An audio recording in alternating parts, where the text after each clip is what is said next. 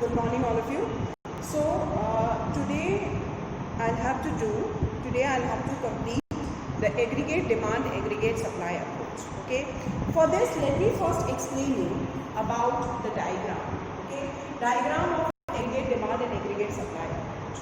Okay. All right. Now, in the diagram, you people have to first draw consumption function, which is at the upper panel, saving function, which is at the lower panel. Okay, so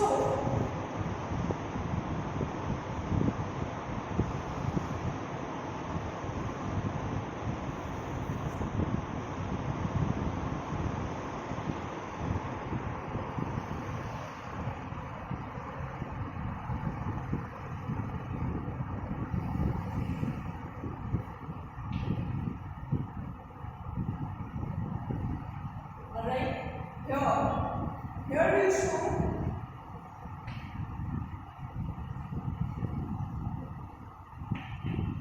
consumption expenditure. Is it here? Here we'll show saving. Okay. Then here we'll show income.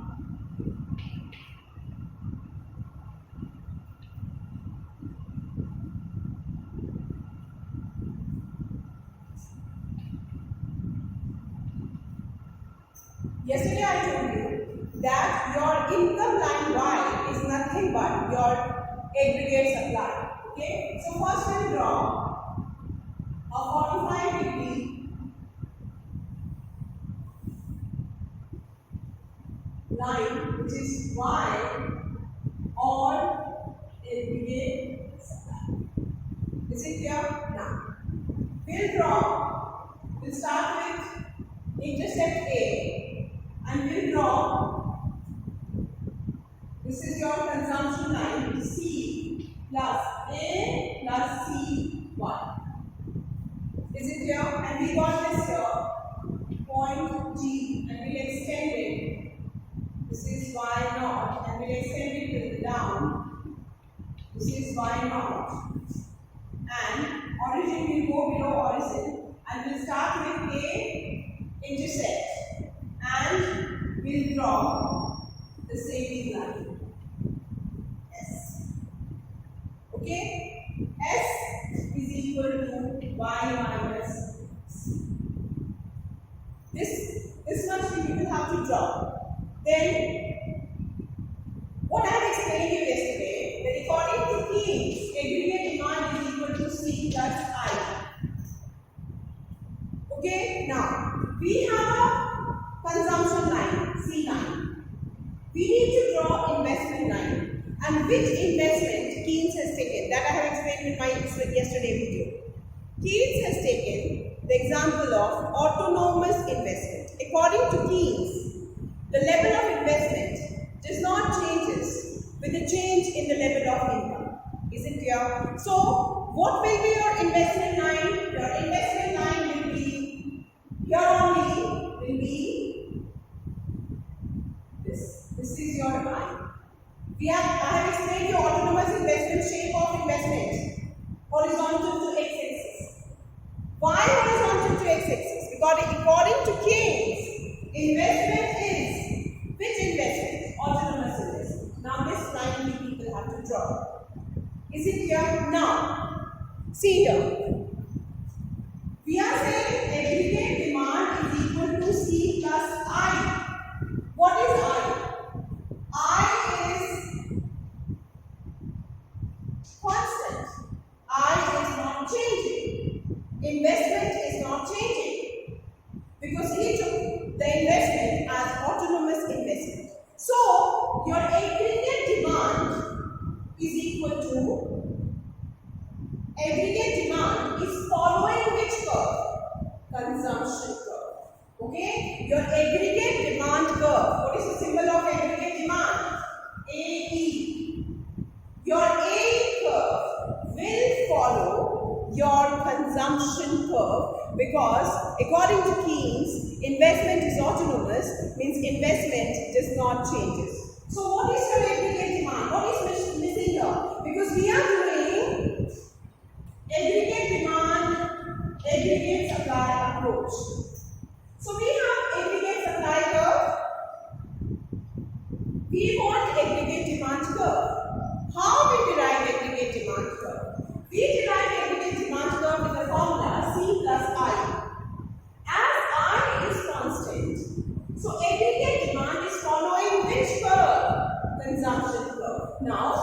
see, this is your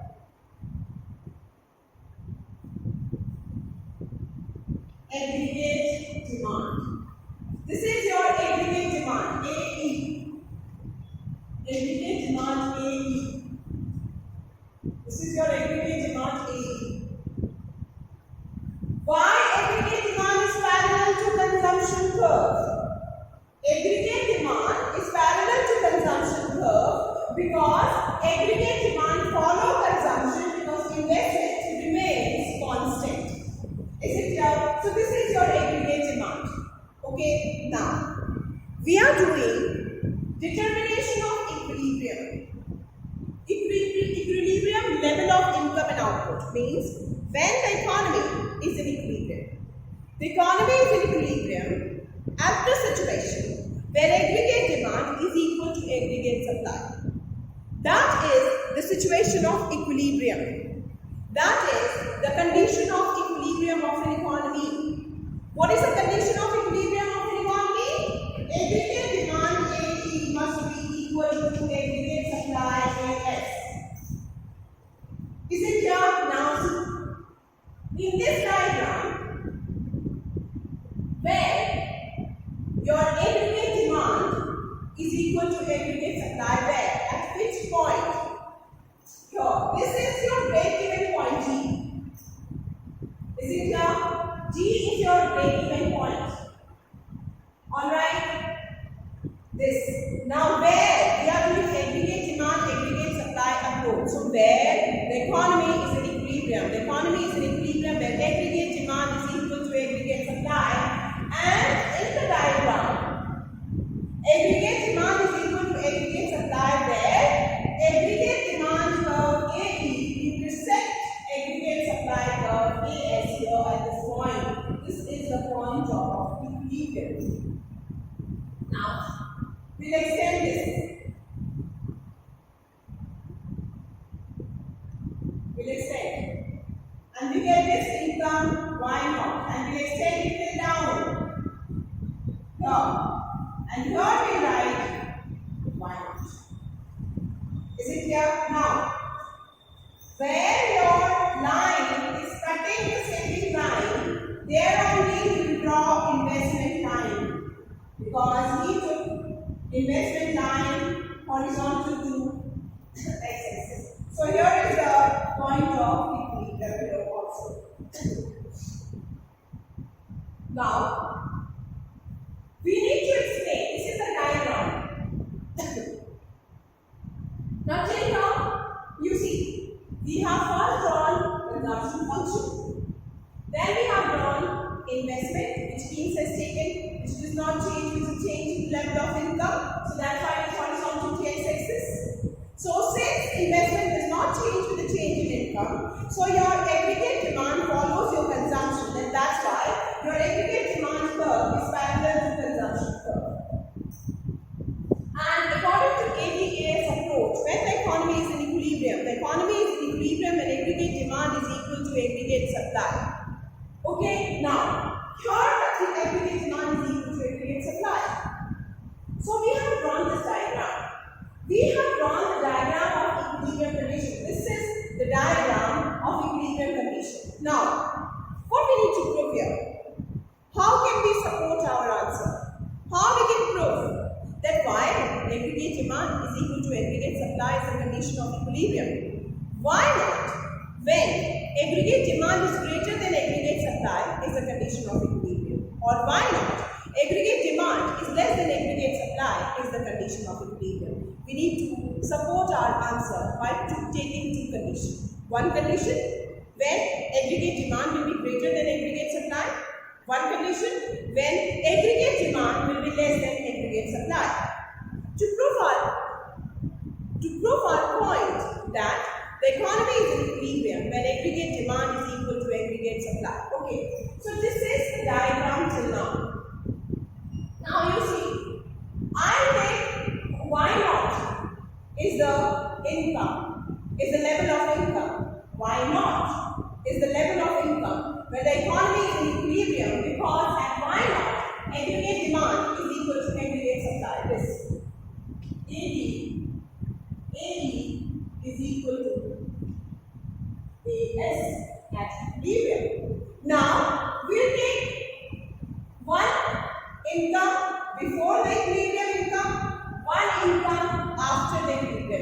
Okay, now see. I am taking one line. This will be y1 and I will extend it till here down, and this will also be your y1. Now see that all of you in the diagram. This is your this line is touching aggregate demand here. So this is your A, and the same line is touching aggregate supply here. So this is B. This is A and this is B. The Y1 level of income touches aggregate demand curve A here. So we name it as A. The same Y1 income touches the aggregate supply line here. So we will write here as B. So we have taken. Similarly, we go here down. The line is touching investment here. Investment line here. So here we write A. This Y1 line touches the saving line here. So we write here B. I'll explain this later. And then this is the condition. Now you see all of you. We'll take. Now I'm taking.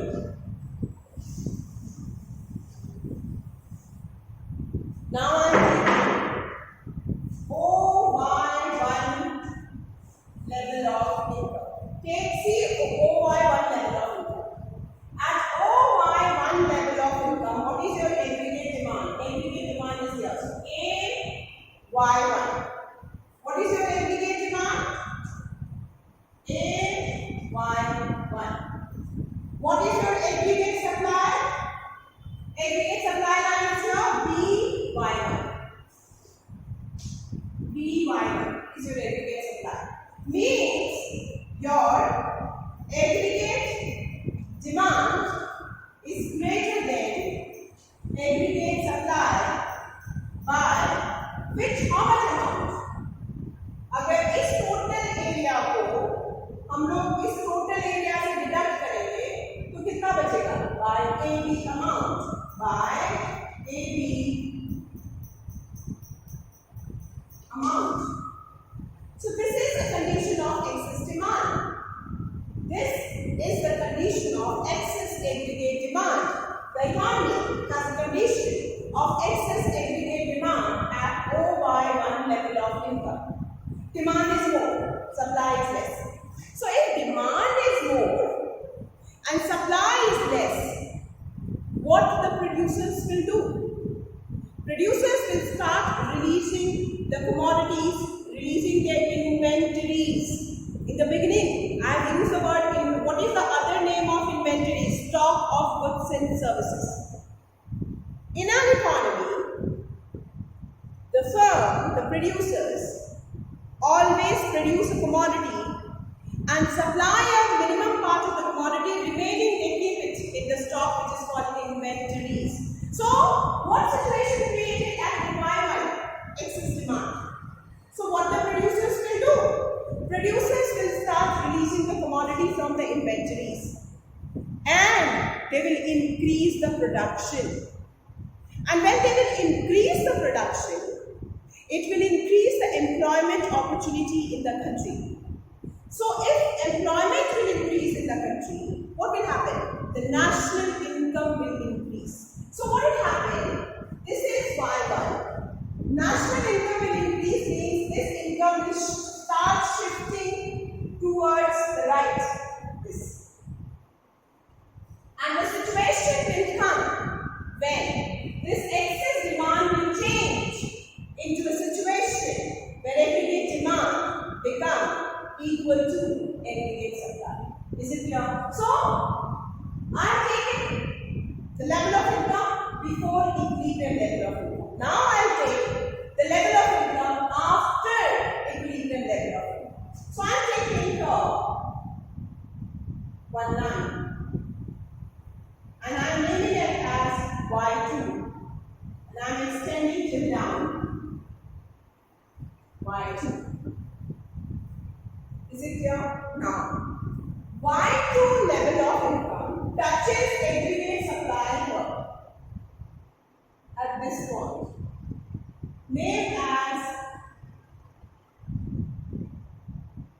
G. This is G. And this Y2 level of income touches aggregate demand here, right as H. Same thing, we will write, it is touching the saving line here, so G. It is touching the investment line here, so H. Now, we will take which level of income? OY2 level of income. What level of income? OY2 level of income. At OY2 level of income, what is your aggregate? This is your aggregate supply. What is your aggregate supply? GY2. Aggregate supply is GY2. What is your aggregate demand? Aggregate demand is here. So HY2. Aggregate demand is HY2. So since GY2 is greater than HY2 by how much amount? When we deduct this area with this area, we get the excess supply condition, that is GH amount. So, in OY2 level of income, what condition occurs in an economy? Excess supply. Means the producer has produced. In the economy, the production is done and the demand is less and supply is more in the economy. So what the producer will do? Producer will start keeping the commodities in the stock because nobody is there in the market to buy because aggregate supply is more than aggregate demand. So much commodity is there with the producer. So much stock of inventories are there with the producer. What the producer will do? Producer will take a decision to stop the production.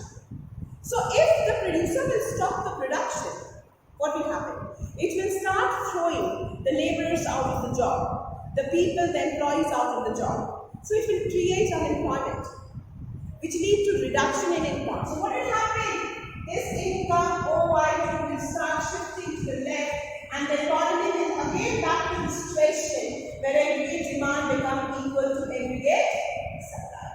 So hence, we have proved that the economy is in equilibrium at a point where aggregate demand is equal to aggregate supply, not at a point of excess aggregate demand or not at a point of excess aggregate supply. This is the complete diagram. So how we start writing the answer of this? So now all of you write down. Yesterday I gave you the topic. So first, before drawing this diagram, this is the complete diagram, you people have to write one sentence. Write on the sentence, the economy, the condition of equilibrium of an economy, the condition of equilibrium of an economy is determined at a point, the condition of equilibrium of an economy is determined at a point where aggregate demand of an economy is equal to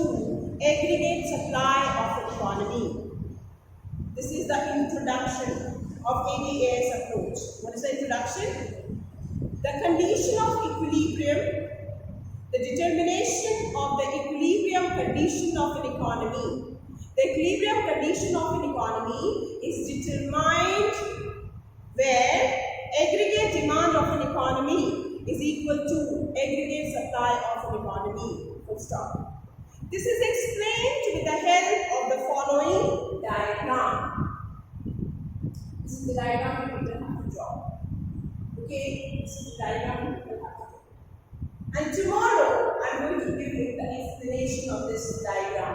Today you have to study this diagram, draw this diagram, practice this diagram at least twice so that you will be able to understand this diagram, and when I give you the explanation tomorrow, you will be able to understand what explanation I am giving you. And I have explained you today the explanation. 3 paragraph explanation we need to write.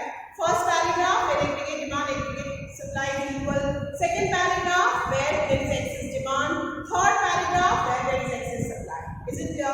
So today you people have to write the topic with the introduction and you people have to draw the draw a diagram. You will have to practice this diagram, and tomorrow I am going to give you the explanation of this particular topic, this particular diagram. So for today only this much.